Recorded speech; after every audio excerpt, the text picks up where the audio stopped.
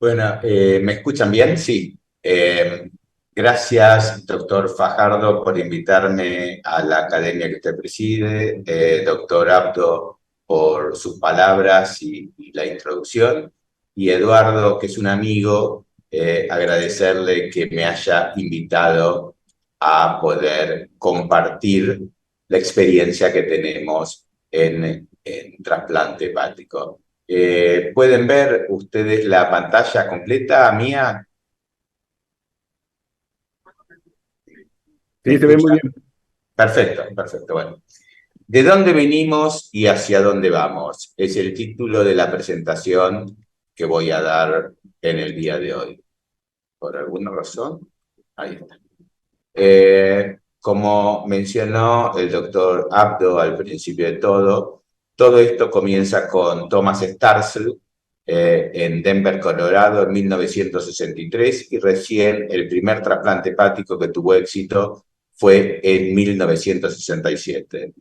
Pero no fue hasta el año 83 que el NIH aprobó los trasplantes de hígado como un procedimiento rutinario. En ese momento es que apareció el boom de los trasplantes. Yo tuve la suerte, como pueden ver acá, muy jovencito, con esta remera de Maryland, que realmente sería un insulto hoy usarla para ir en Pittsburgh. Me empecé a formar cuando ahí con Starzl, que lo pueden ver, y Satoru Todo, que es su mano derecha. Y acá al fondo de todo ven a un mexicano que se llama Sam Semag, que trabajaba con nosotros. Posteriormente a esto ya ven que 2 años después ya el grupo de trasplante iba creciendo en la Universidad de Pittsburgh y íbamos haciendo alrededor de 600 trasplantes de hígado, y ya en los 90 me pueden ver a mí ya como cirujano. Este es el año 92, es decir, 6 años después de haber empezado, me volví para Argentina, pero antes de eso fui con el doctor Starzl a Japón, donde fui a aprender la técnica del donante vivo y al Congreso Mundial ahí. Y ya después una visita en el año 2008. No quiero dejar de mencionar a Eduardo Montalvo, con quien nos conocemos hace muchísimos años y venimos trabajando y encontrándonos en distintos eventos. Este por ahí es uno de los hitos de los eventos, que es festejando todos los fellows que trabajamos con él en el año 2016, el cumpleaños del doctor Starzl, y lamentablemente un año después de eso él falleció. Ahora, yendo un poco así a la presentación, yo regresé para fines del 92 a la Argentina, y acá pueden ver en el Hospital Garrahan a mí y qué pasó 32 años después. Un poco el inicio de los trasplantes en el 92, cuando regresé a la Argentina, era poder realizar el trasplante, porque yo volví a una institución pública. En Argentina no había este desarrollo en el ámbito público, y fue un hito importante conseguir primero hacer el trasplante, después pensar en la sobrevida, la transición, e ir pensando en innovación e investigación, que son cosas que uno viene desde Pittsburgh y no las puede dejar.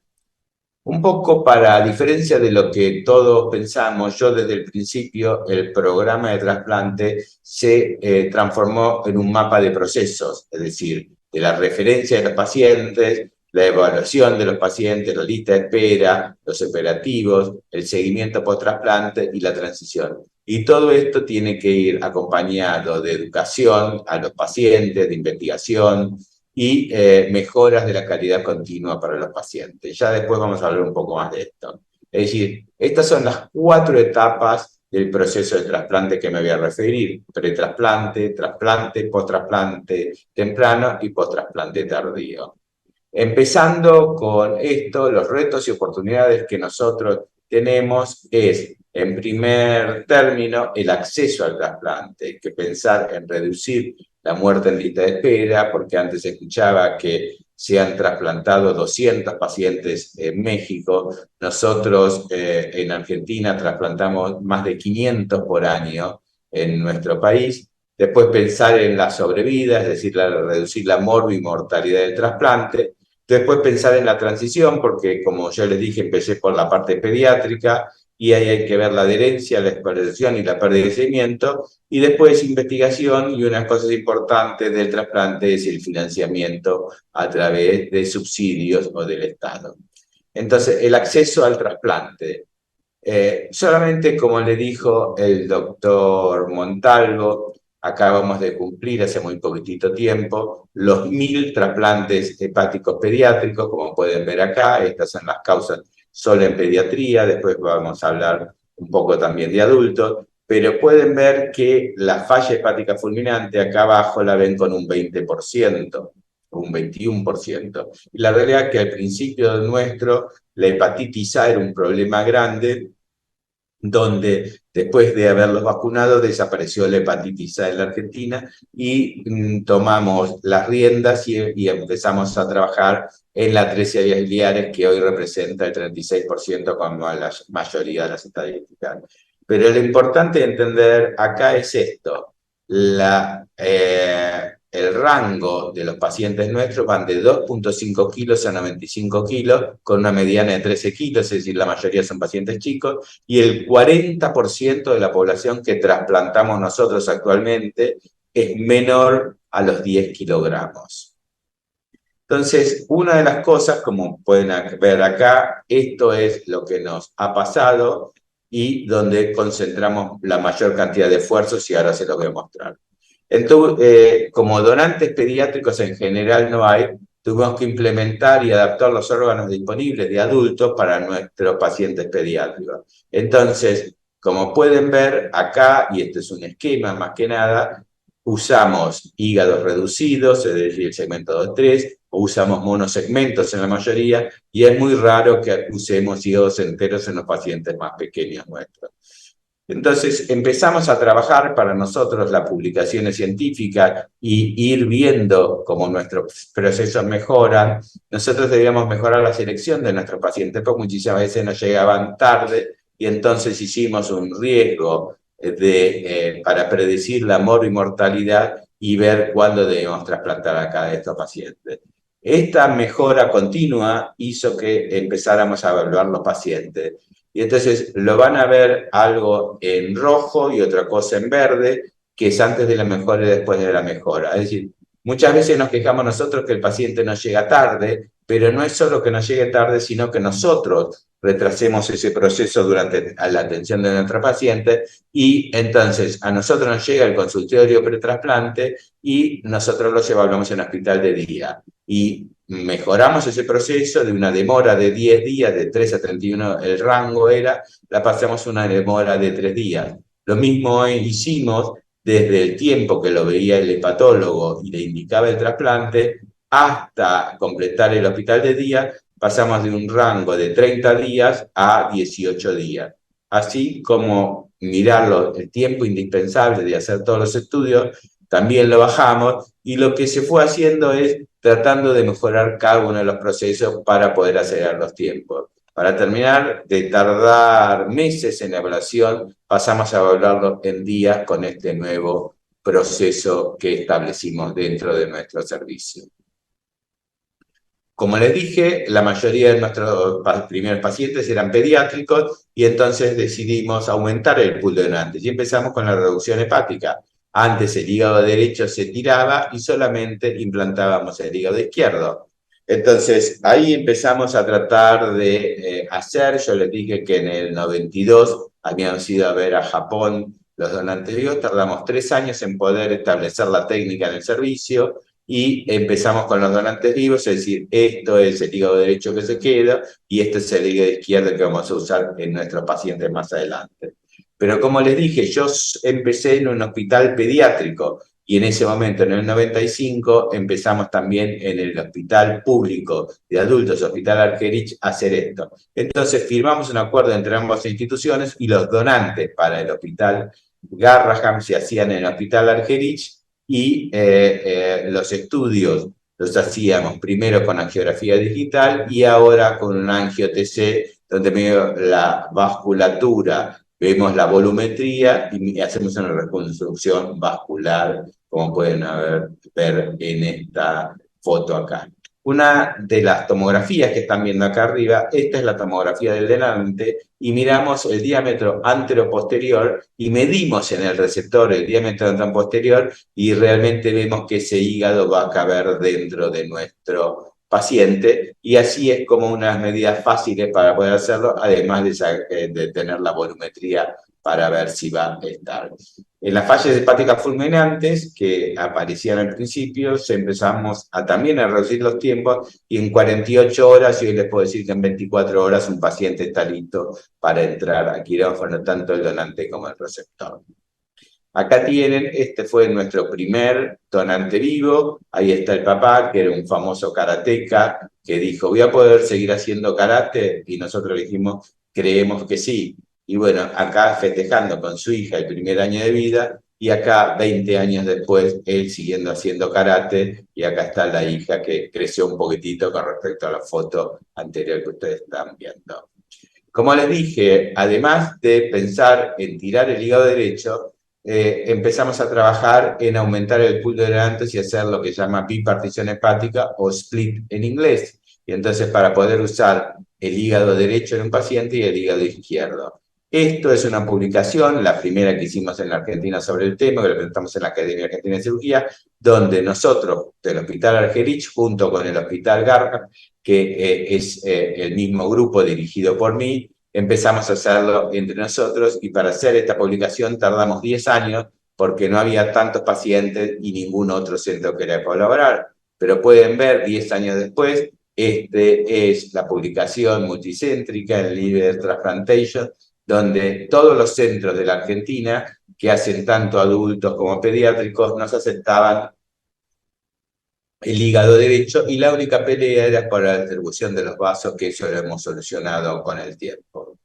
Siguiendo con esto, continuando con el aumento del pool de donantes, apareció los trasplantes dominó, es decir, un paciente con una amiloidosis portuguesa que tenía un hígado, y entonces a ese paciente le poníamos un hígado normal, y ese hígado de la amiloidosis portuguesa iba a otro paciente mayor de 60 años o con un hepatocarcinoma, y a su vez a esto dividimos después el hígado y hacíamos un split, es decir, además de ponerle ese hígado a un adulto, este hígado se poníamos a un pediátrico, no teníamos la capacidad de hacerlo todo en la misma institución, y junto con la Fundación Favaloro publicamos este primer caso que hicimos ya en el año 2014. A su vez, el mundo fue cambiando y apareció distintas clasificaciones en el mundo. En Argentina, cuando desde el año 87 hasta que yo llegué en el 92 y creo que hasta el 2005, se usaba una clasificación urgencia, emergencia y electivo. En el año 2005, casi junto con lo que hizo Estados Unidos, empezamos a aplicar el MEL-PEL en nuestros pacientes, y nosotros hicimos el estudio en la población pediátrica en nuestro país y fue publicado internacionalmente. Pero después fueron cambiando el PEL para mayores de 12 años, y no se usaba más, y empezamos a usar el MEL. Empezamos con ablaciones regionales para que nos manden las hígados, y últimamente, en diciembre del año pasado, del anteaño pasado, empezamos con una nueva normativa para dividir los órganos. ¿Por qué esto? Porque ustedes pueden ver acá en línea amarilla están los pacientes pediátricos que trasplantamos, que se mantenía estable, y la población adulta está en roja, que iba aumentando y le tocaba más cantidad de órganos a estos pacientes. E hicimos una publicación desde el Hospital Garrahan, donde vimos la experiencia y mostramos la desigualdad que había en la accesibilidad al trasplante para los pacientes pediátricos, que era inferior. Así que fuimos al INCUCAI, que es nuestro organismo de procuración, como el UNOS de Estados Unidos, y le dimos la priorización pediátrica, y entonces pacientes menores de 18 años con un puntaje de priorización calculado por MEL-PEL sodio, y entonces se le daba un coeficiente de priorización a pacientes, y todavía estamos estudiando cuáles son los resultados de todo esto. Así que ya teníamos el acceso al trasplante y ya teníamos a nuestro paciente. Y ahora una de las cosas importantes era empezar a medir la sobrevida. Y con la adaptación y modificación de técnicas quirúrgicas de los adultos para los pacientes pediátricos, y estas técnicas nos sirven también para los adultos. Es decir, Nosotros, cuando hacemos el donante vivo o cuando colocamos un hígado segmentario, hacemos la conservación de la vena cava retrohepática en toda su extensión y solamente dejamos a la vista las tres suprahepáticas, derecha, media e izquierda.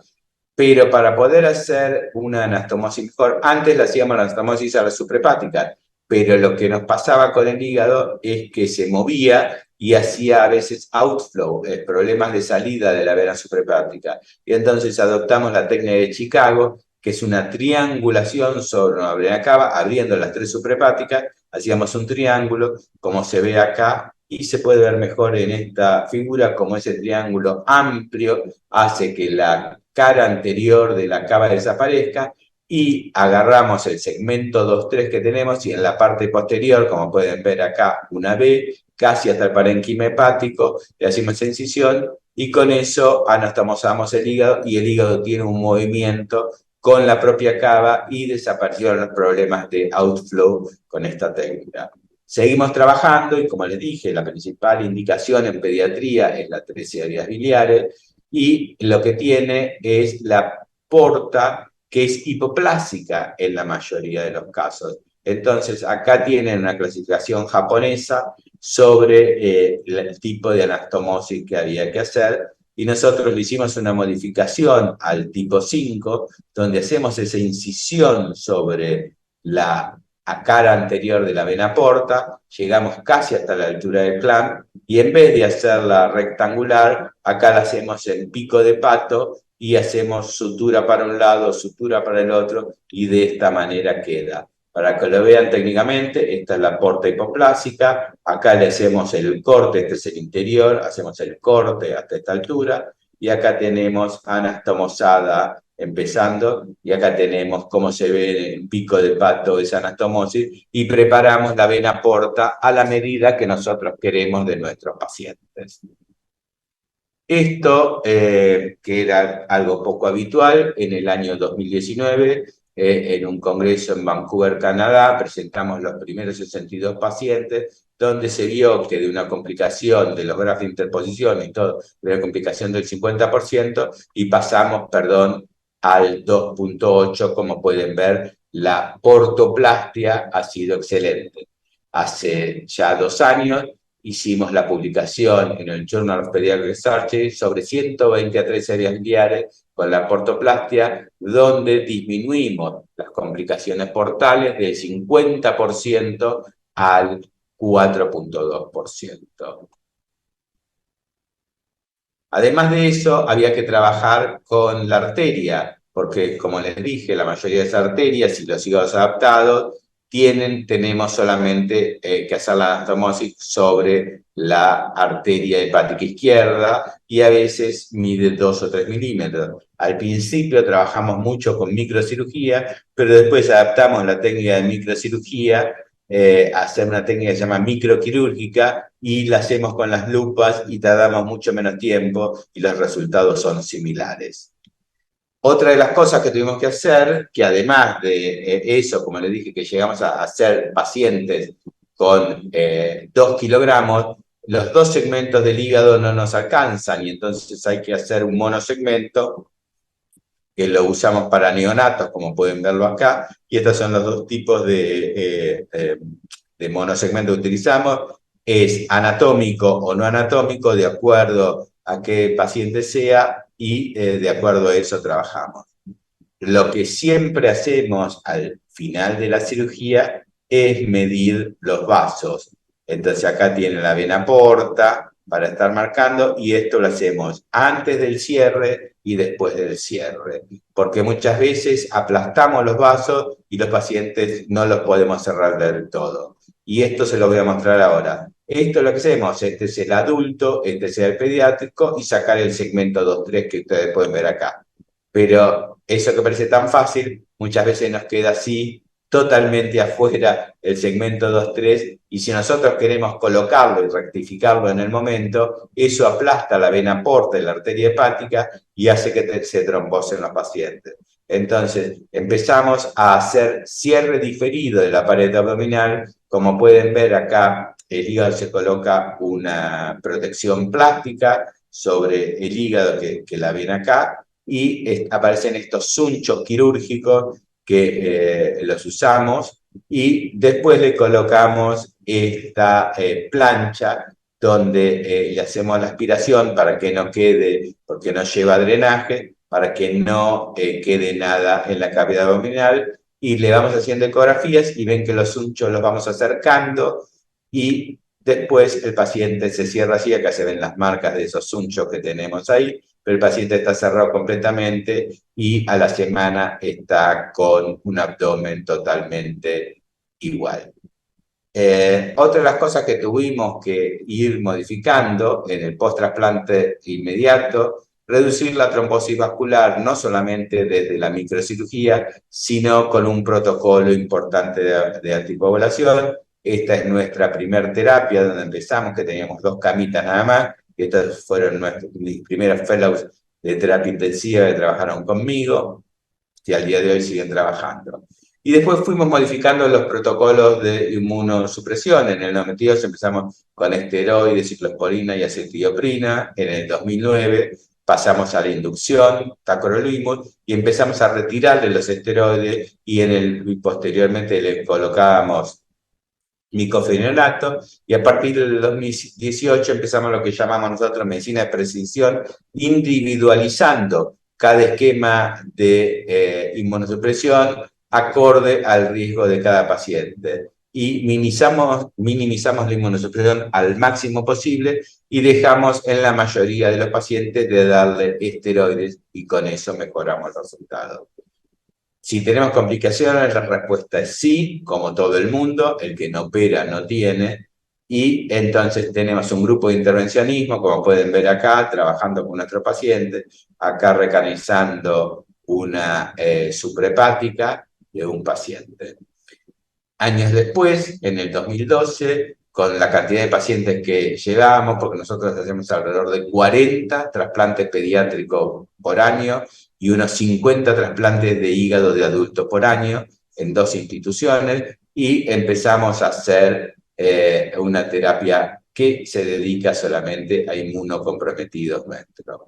Otra de las técnicas que incorporamos en el año 2020 es el hígado auxiliar. Este es el hígado enfermo del paciente, este es el segmento 2-3, sacamos el segmento 2-3-4 y implantamos solo el 3, y con eso hemos hecho 7 casos hasta la fecha, de los cuales 4 ya le hemos sacado el hígado auxiliar y lo hemos dejado con el hígado propio del paciente, y ahí se le saca la inmunosupresión y se atrofia el órgano. Así que seguimos trabajando. Entonces, un poco para que vean, en la parte pediátrica, el 73.5% fueron hígados cadavéricos, el 26.5% son donantes vivos, y acá pueden ver que más o menos un promedio de 40 y pico pacientes pediátricos por año.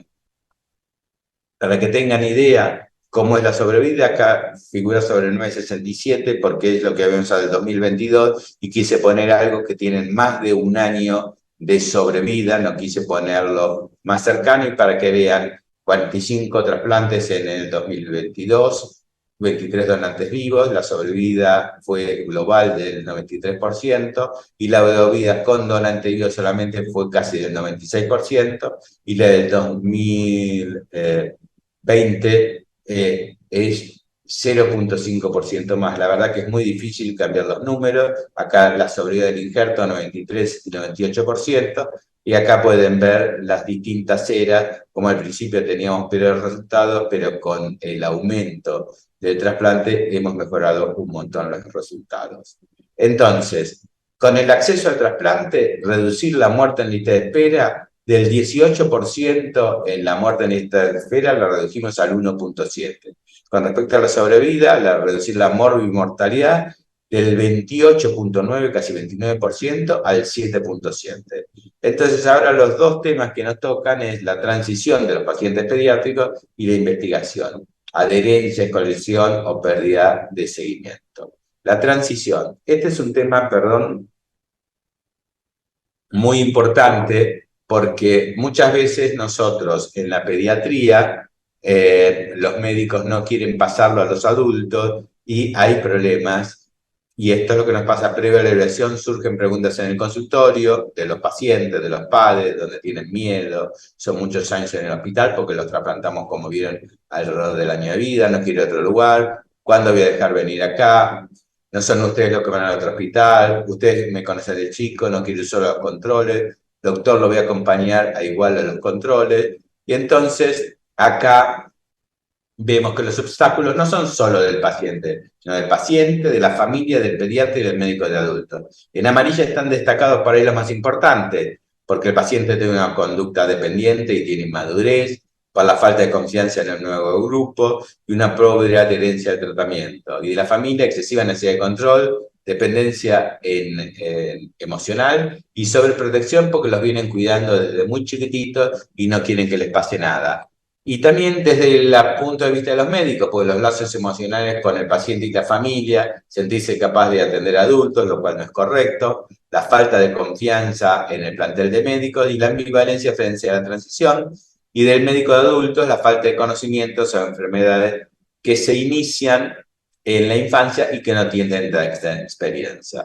Entonces, esto es lo que nos preocupa a nosotros. Entre los 10 y los 25 años, como pueden ver que la sobrevida baja casi a los 20 años al 50%, y esto es donde más preocupados estamos nosotros y estamos actuando hartos.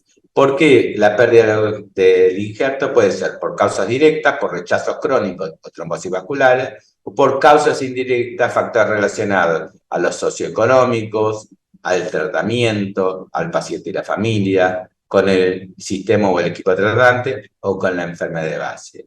Para ir solucionando estas cosas, nosotros fuimos preparando a los pacientes para transferirlos. Entonces decidimos hacer una transferencia interna dentro del hospital pediátrico, donde a los 12 años el paciente deja de estar atendido por el médico que lo atendía hasta ese momento y pasa a un consultorio que se llama de adolescencia, donde hay un abordaje integral entre distintos profesionales, médicos, psicólogos, especialistas en sexología, donde asistentes sociales, y van preparando al paciente para el automanejo y van haciendo que los padres salgan de la consulta que tenían hasta ese momento y se van atendiendo a los pacientes solos.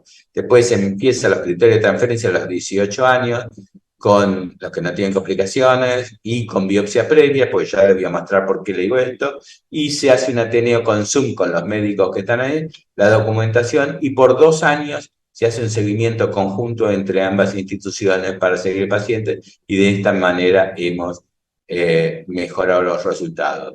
El consultorio de adolescencia, como le dije, se incorpora personal para mejora del proceso de internación interno-externo. Creamos una beca de transición en trasplante hepático, una beca de seguimiento por psicopedagoga y reuniones interdisciplinarias, consulta post-derivación, y fuimos a evaluar la pérdida de los injertos a largo plazo. Y en esta evaluación, ya se lo voy a mostrar en un momento, vimos un problema muy grande. Esta evaluación integral incluye el estado de salud del paciente, cómo están los injertos, si funcionan normalmente, las conductas de riesgo, si hay adherencia a la medicación, si tiene problemas de conducta, vemos las condiciones de vida del paciente, si tiene pobreza o seguimiento, y vemos la parte de la socialización y la educación. Entonces, porque la mayoría de las familias que vienen al hospital público son monoparentales, y vemos la escolarización. Y todo esto lo estudiamos, hicimos un estudio de 45 pacientes previo a la transición a un hospital de adultos del 2021 al 22, de 17 a 20 años, y vemos que la disfunción del injerto es del 33%, la mala adherencia del 66%, las conductas de riesgo 66%, que no tienen cobertura el 70%, problemas de aprendizaje el 60%, acá es la mediana de la mediana de trasplante 15 años y la mediana de edad 18 años. Entonces acá seguimos trabajando con estos pacientes para estudiar el nivel de escolaridad y el nivel intelectual de cada uno, y tratamos de sistematizar la evaluación y tratar de que no pierdan las cosas. Así que empezamos con un sistema de educación, herramientas para mi proyecto escolar y laboral, cómo seguimos con los pacientes, otro de educación sexual infantil para trasplantados, y hace poquito creamos lo que se llama Mi App, que es se hace en el teléfono celular, lo que lo quieren usar todos, y entonces empodera a los pacientes trasplantados a través del juego para que logren una vida saludable, nos mantiene en contacto con los pacientes, y ahí sabemos si toman o toman su medicación y cómo hacen, y estos son los links que nosotros trabajamos con los pacientes. Entonces, ¿hacia dónde vamos? Y el tema es la investigación. Un poco nosotros trabajamos en nuestro laboratorio, porque lo seguimos teniendo, venimos de un grupo donde hacíamos investigación todo el tiempo, y estudiamos en ratas de isquemia de reperfusión, nuestros fellows, tenemos fellows clínicos y fellows de investigación, y hacen estudios de investigación y protocolos de investigación para estudiar la minimización de la isquemia de reperfusión.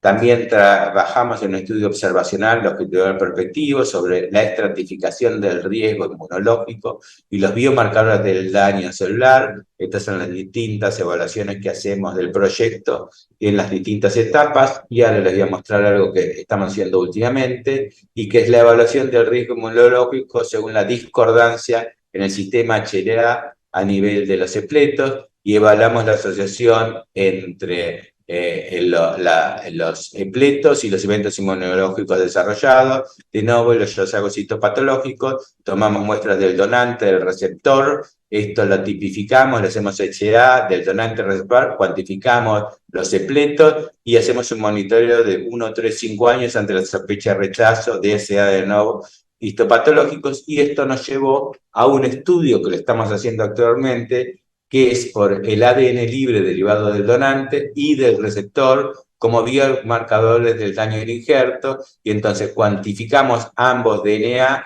con biomarcador de daño que permite realizar un seguimiento seriado, sensible, específico. Incluso estamos detectando rechazo en etapas subclínicas y diferenciar los rechazos de otras situaciones clínicas e infectológicas. Este es el estudio que estamos realizando actualmente. Tenemos un sponsor de un laboratorio que nos está dando, porque es la primera vez que esto se hace en pediatría, y realmente estamos muy contentos. Todavía no puedo mostrar los estudios preliminares que se van a mostrar en un mes en un congreso por primera vez.